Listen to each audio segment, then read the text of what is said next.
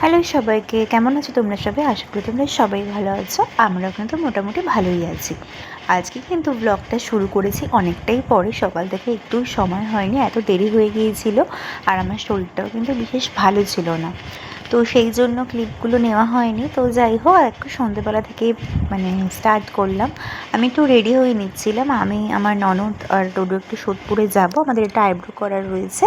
কারণ সানডেতে কিন্তু একটা ইনভিটেশন রয়েছে আমার বোনের মেয়ের, রাইস সেরিমনির, সেদিনটা খাওয়া দাওয়া রয়েছে। সেটা তো হয়েই গেছে, অকেশন যে রিচুয়ালসগুলো থাকে।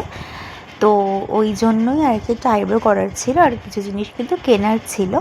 তো সেই ক্লিপগুলো তোমাদের কিন্তু পরে দেখাবো। দেখো পার্লারে কি কি করছে, দেখো তোমরা শুধু ডোটো কি করছে।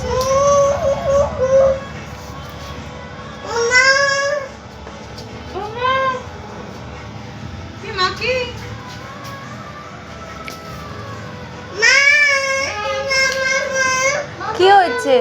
হে তো কি করছে? কি হয়েছে পাপা?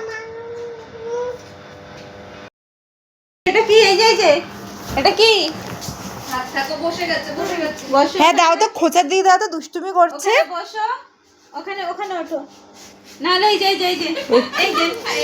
ও কিন্তু না না না না, সে ঠিক আছে। ও যা চালাক, ও যা বুঝতে পারছে। তো তোমরা দেখলে, যাই হোক, ওদের কোলে টোলে উঠে কি আনন্দ করলো। যাই হোক, মনে হয় কত চেনা, আমার এত হাসি পাচ্ছিলো, লজ্জাও লাগছিল। আর এরপরে তো বাড়িতে এসেছিলাম, এত কাছে এসে বাড়ি যাবো না তা তো হতে পারে না।